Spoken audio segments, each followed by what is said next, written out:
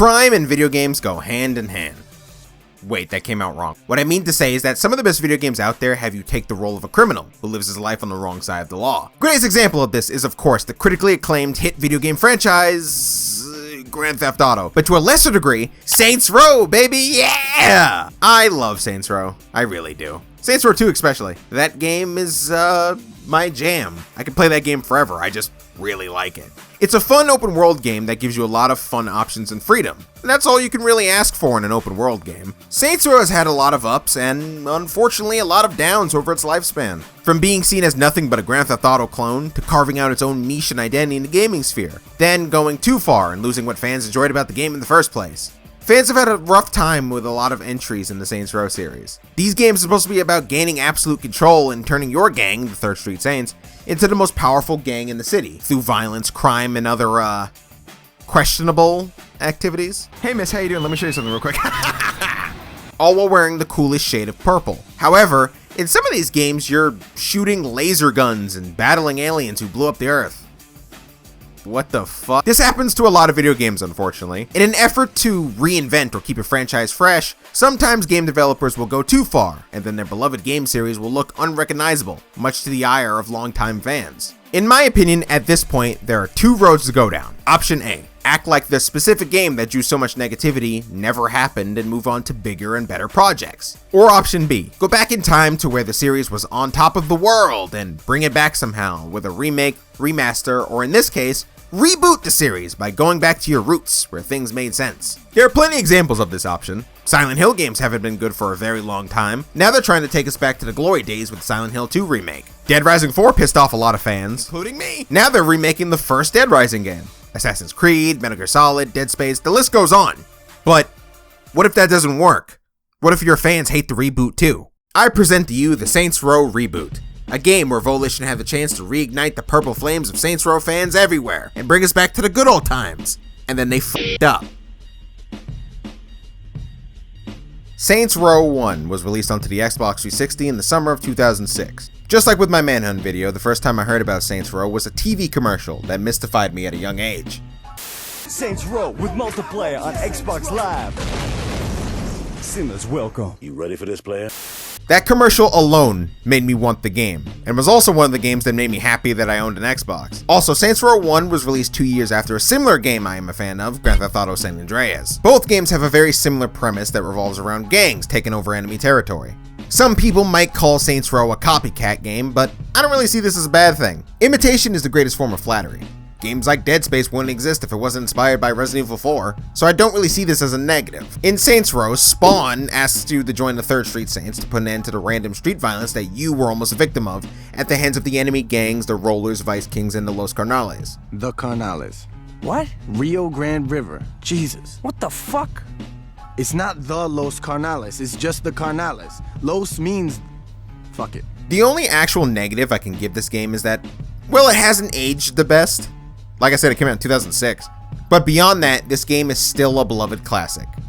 So what comes after a beloved classic? Saints Row 2, a favorite amongst the fans, and of course myself, released 2 years later in October. SR2, according to the fans, is the best game in the series, and I would have to agree. It checks every single box: gameplay, fun, seriousness, and it also has the best story out of any of these games. Give that shit an Oscar, seriously. You, now the leader of the Saints, go up against the 3 new gangs occupying the city: the Ronin, the Brotherhood, and the Sons of Samedi. It's gotta be them. Fuck you say? As you try to take over Stillwater. Again. Now some of you may be thinking, what's so special about the story? It seems like the same plot as the first game. Well, the main difference is you! The story of Saints Row 2 made you more of a character than you were in Saints Row 1. Like I said before, you become the leader of the Saints. And not only do you talk more in this game, you develop more as a character. What kind of character are you? A selfish, power-hungry, badass individual who wants status and power at any cost, no matter how many people have to die, enemy or not. You are not the good guy, and over the course of the game, it makes that very apparent through its story, and it's pretty awesome to witness. To me, this was the peak of the series, even though what came next was Saints Row the 3rd, released in November of 2011. This is where the series starts to change. In an effort to completely distance itself from its GTA comparisons, Saints Row completely overhauled their game graphically, but more importantly, in its gameplay and story department. Somebody at Volition really took the phrase "the crazier, the better" to heart, because SR3 is wacky as hell. From jet planes to laser guns to hitting people with, questionable weapons, it is very clear that Saints Row III was a very, very different game than the two that came before it. Fans of the previous Saints games see this as where the series started to die, and unfortunately, I would have to agree. The over-the-top craziness replaced a lot of what people used to love about Saints Row 2. And that's not to say that Saints Row 1 and 2 were the most serious games ever, like I showed before. Uh-oh, lady. Woo! Oh shit, she has a knife! You're still trying to take over the new city of Steelport from the Syndicate gangs, the Morningstar, Deckers, and the Luchadors, but it just wasn't the same experience in a lot of places. This divided the fan base in two, with fans either liking Saints Row 3 or hating it. The best example I can give of what happened is essentially Resident Evil 4.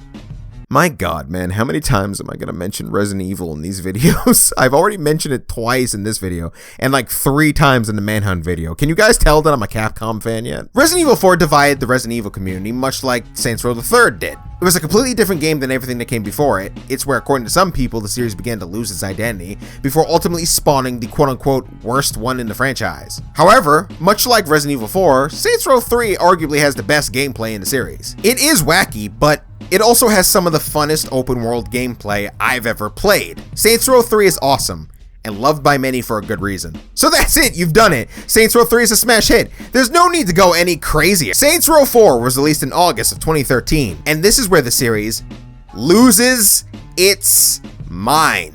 After stopping a terrorist threat to America and disabling a nuke, you become the President of the United States. Shortly after choosing whether to cure cancer or stop world hunger, Earth gets attacked by aliens and blown up. You are then taken aboard a spaceship where you enter a Matrix-style simulation of Steelport and gain all sorts of superpowers.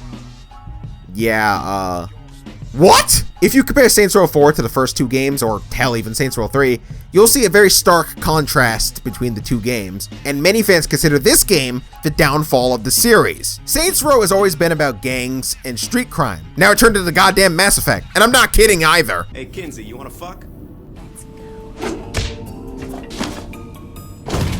Saints Row 4 is essentially a parody of the gaming industry. This is a game that liked to poke fun at a lot of games, including its own. I'm not saying Saints Row 4 is a bad game, I want to make that very clear. There is a lot of fun to be had. For example,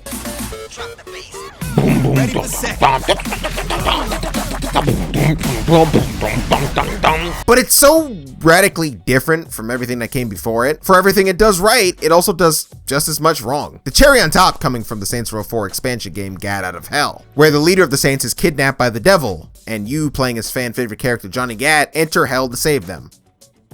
I'm tired of this, Grandpa. That's too damn bad! There's also another game set in some kind of alternate Saints Row universe called Agents of Mayhem, but that's an entirely different video altogether. At this point, it's very clear that Saints Row had lost its way and need to go back to what made them great in the first place, and this is where we get to the reboot. When I first heard that Saints Row was getting a reboot, I didn't really know how to feel. I never go into anything with blind hate, no matter what negative opinion I air. I always like to experience something myself before I make statements like, oh, I don't like this game. And I was somewhat optimistic that this could be a way for me to go back to a series that I loved. Then I watched the announced trailer. Get the fuck away from my friends. Who are these kids? Are these the 3rd Street Saints? Get the fuck away from my friends? When has Saints Row ever been about the power of friendship? Is this fairy tale? Are these kids even 18? What is this? Apparently everyone else felt the same way as me because I don't think there's a single trailer on YouTube that does not have more dislikes than likes. This trailer alone made me hesitate on buying the game for 2 years. So now, in 2024, after everyone has already ripped this game to shreds, I'm going to finally play Saints Row, for no other reason than to satisfy the Saints Row fan in me. That, and because this game went on sale for like $8, and I still thought that was too much, so I got on G2A for $3. Anyway, let's finally play the game. As I started to play this game on PC, something happened that I should have probably took as a sign of things to come. My controller wasn't working. It was not connecting no matter what I did for like a good hour. Combine that with the new OBS update that messed up my settings, and we were not starting off great, but I pushed on anyway. The game opens with a massive party clearly run by the Saints. I'm just guessing by all the purple. Life is good. People are dancing, drinking, there's a cat here for some reason. Then the game goes into character customization as you create the leader of the Saints. So at first I was gonna straight up make some crazy nightmare fuel character, but then I decided to try to take this game as serious as I could and just make a normal person. Customization is still pretty good, just like the other Saints Row games, so that was nice. My only complaint, and this is just me nitpicking, is I don't know what voice I chose for my character, but I wish I did not choose it. It is so annoying to me. I do not know why. After creating our character, we join the party and hop on IG to talk shit to the ops. We got a party going on, so I'm gonna keep this one short and sweet.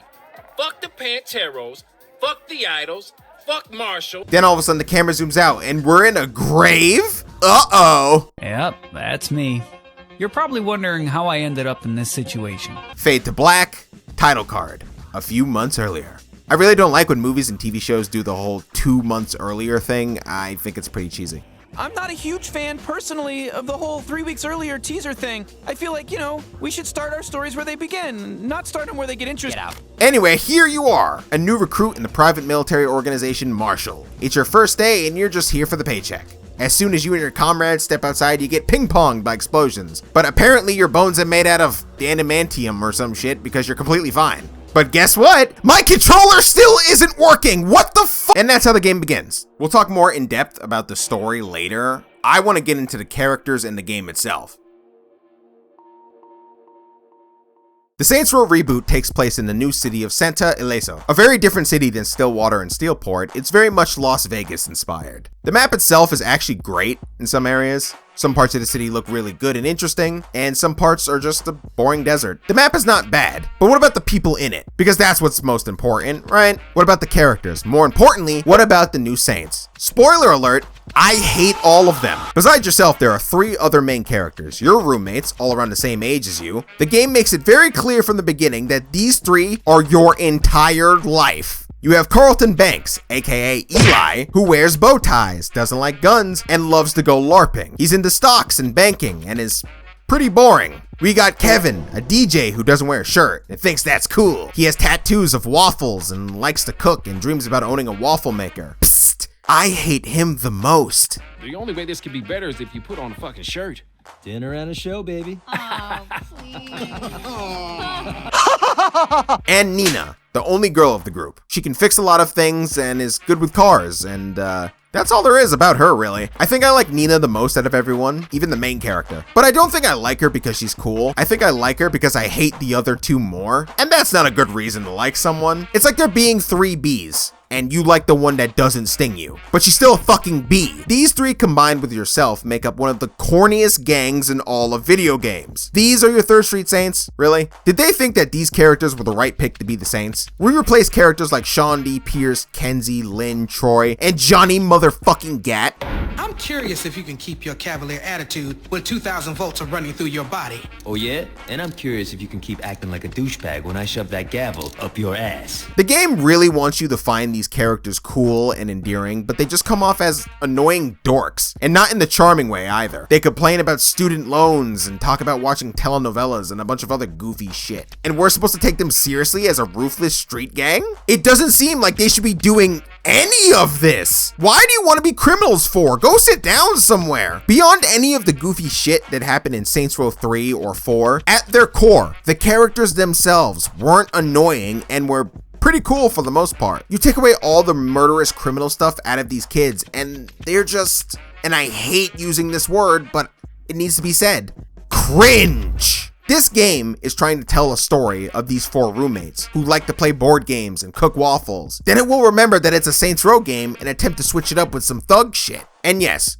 you can make the argument about how nonchalant people were about the killing and goofy moments in other Saints Row games, especially Saints Row 4. But a lot of that narrative wasn't liked by a lot of the fans, including myself. If you're a mass murderer on one hand, you can't be lovable, normal goofballs on the other hand. This isn't Uncharted. I'm not even asking for the most serious story ever, but come on! The game balancing its serious moments with the kooky antics the gang does on a regular basis just doesn't work for me. I'm sorry. Especially when it's this corny. I can't listen to them talk about this brain rot shit and pretend to take them seriously as the Saints. It also doesn't help that they don't look like adults to me. I know they're supposed to be college students, but they look like high schoolers to me. The cast of Watch Dogs 2, those look like college students. The Reboot kids look like they can't legally buy the game they're in. This group is my main problem with this game. I have issues with this game from a gameplay standpoint, but if it wasn't for the story it's trying to tell and the characters it's about, I don't think this game would be as bad as it is. I didn't doubt the gameplay when I watched that trailer for the first time, because all Saints Row games, and yes, that even includes Saints Row 4, were not bad games to play from a gameplay perspective. Fans weren't worried about how the game plays, we just assumed it was going to be SR3 again. It is the story and the characters why people hate this game. These aren't the 3rd Street Saints. I don't know who they are,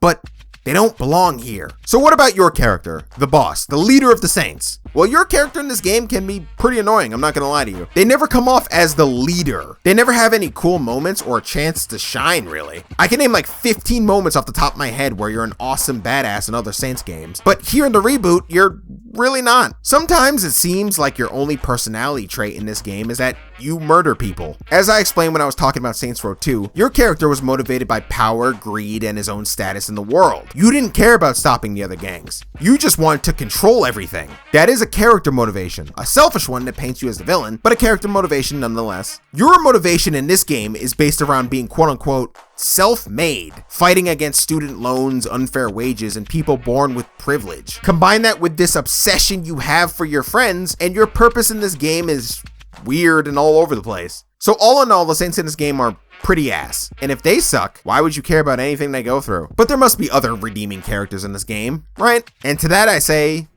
no, not really. I'm not even trying to be negative. I just don't think there are any other characters in this game I really cared about. Except for one, and then he disappointed me towards the end. But anyway, let's talk about your enemies. Isn't there some saying that says you are judged by the enemies you keep? Or what does it say about you when your enemies kinda suck? Like the first 3 Saints Row games, there are gangs who you have to fight for control of the city. You have the Idols, a bunch of dubstep Deadmau 5 assholes who wear bright neon colors and are all about taking down the establishment, man. You have the, oh shit, what was the second gang?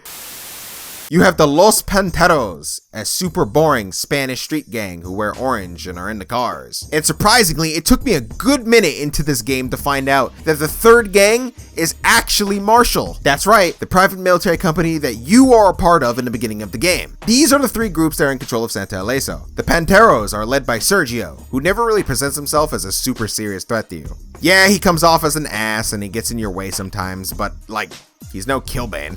Nah, we buckle down. We focus.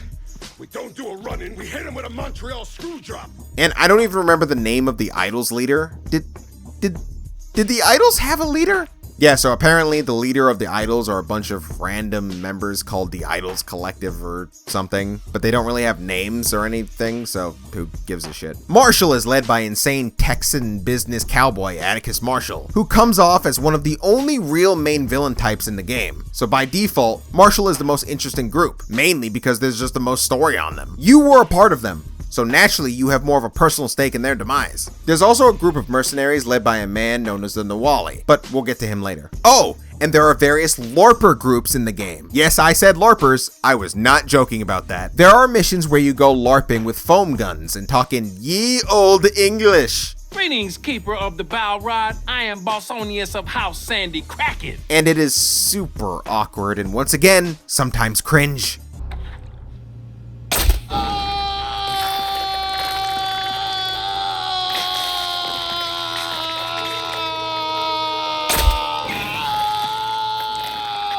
Some people may like these missions, but to me, they're just awkward. I can't help it. I found them boring and a chore to go through most times. I bet you this game thought it was super cute and charming, but to me, these missions just come off as weird. If you get secondhand embarrassment, I would not recommend these missions. So let's finally move on to the gameplay itself, what many people would call the highlight of this game.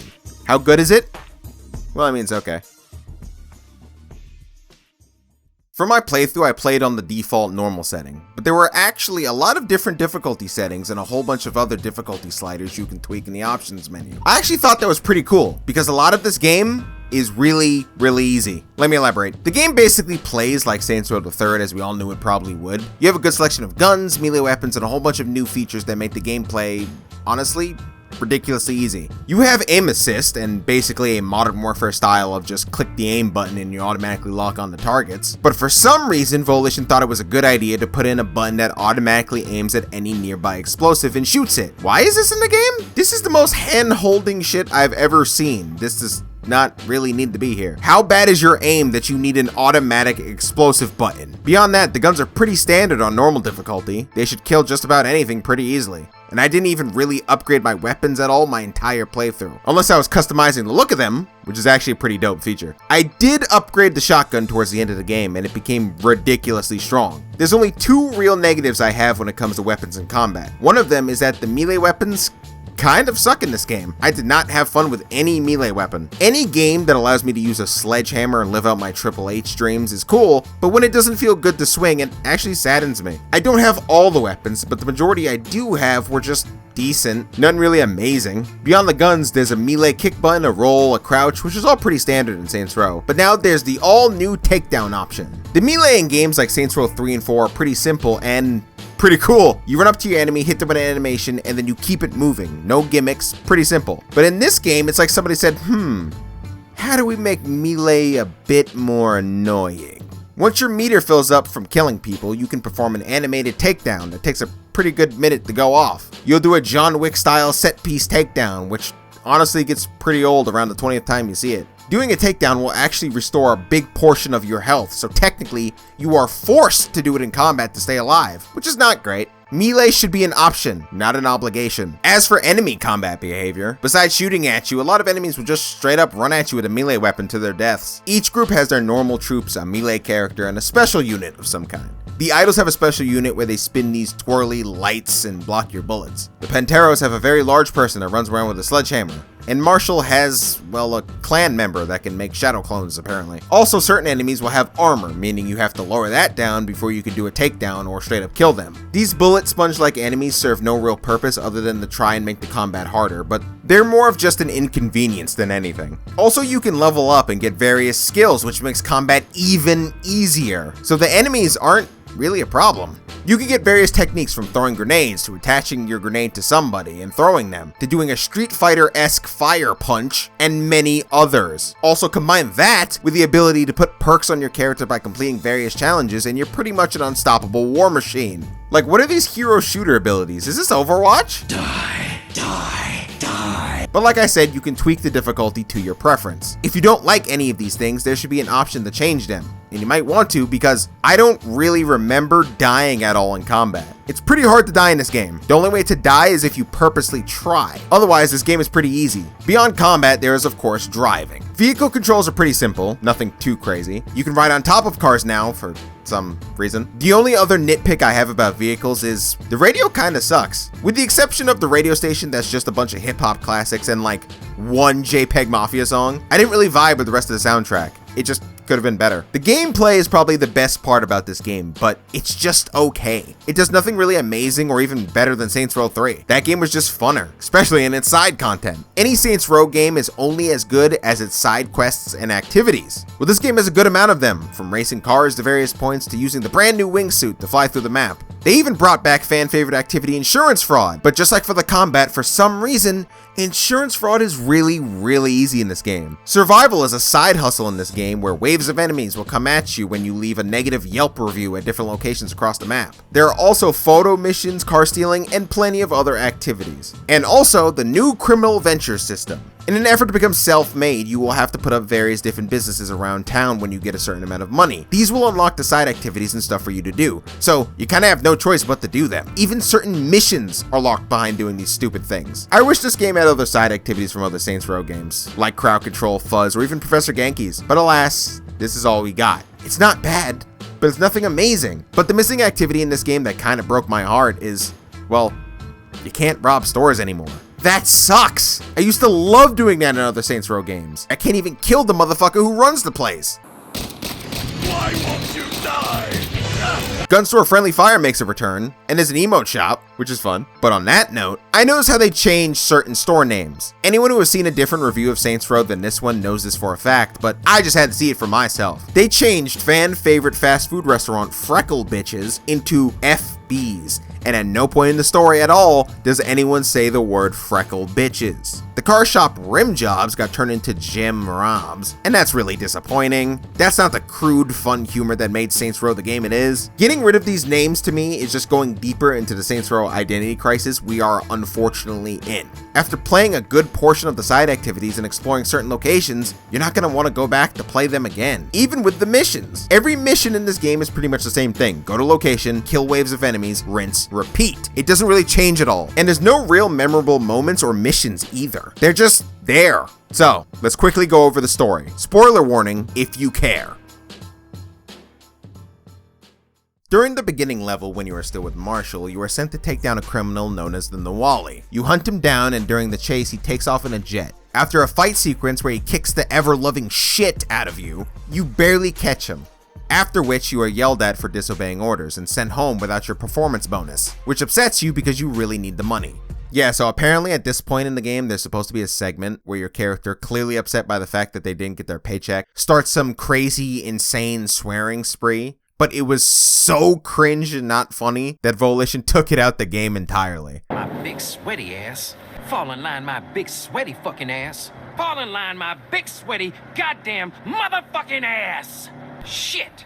Shit and piss. Shit, piss and vinegar in a goddamn cocktail shaker. Sweat, spit, snot, scum, blood, and bile all on the rocks with a twist of fucking lime. I didn't like any of that. That was so terrible, I think you gave me cancer. You then head home, and the game introduces you to your terribly annoying friends. As you're talking about chipping in for a waffle maker and Kevin not wearing a shirt, I hate you. You all come up with a brilliant plan to rob a bank. After making a small plan, you all go over to the bank, guns blazing. By the way, the entire robbery is a cutscene. That sounds fun. After the bank robbery, it's back to Marshall business. And I'm not gonna lie to you, if the entire game was just these beginning Marshall segments, I would actually like this game more. A whole game about a psychopath that joins a private military organization and is trying his best to get paid is actually a story I could get behind. It's just everything that has to do with the Saints or these other three characters just sucks so bad. Eventually you are fired from Marshall and go through a depressive episode. Hey look, more waffles! You snap out of it when your friends are put in danger. Oh yeah, I forgot to mention, two of your other roommates are in opposite gangs.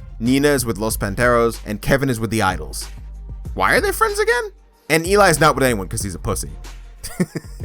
After everyone leaves their gangs, you guys come up with the idea to create your own, the Saints. After an instance of randomly murdering a bunch of people, you apparently have all these gang members ready to join your cause. And it feels really, really undeserved. You went from being nobodies to suddenly being the leader of a gang who are all following you without question? How? Then after noticing you're an incompetent leader who can't pay his own gang, your group starts to plan a train robbery, one it's gonna set you up for life. The boss then gets the bright idea to break out the guy who he arrested at the beginning of the game. The Nawali is probably the coolest character in the game. He is suave, cold, calculating, and pretty ruthless.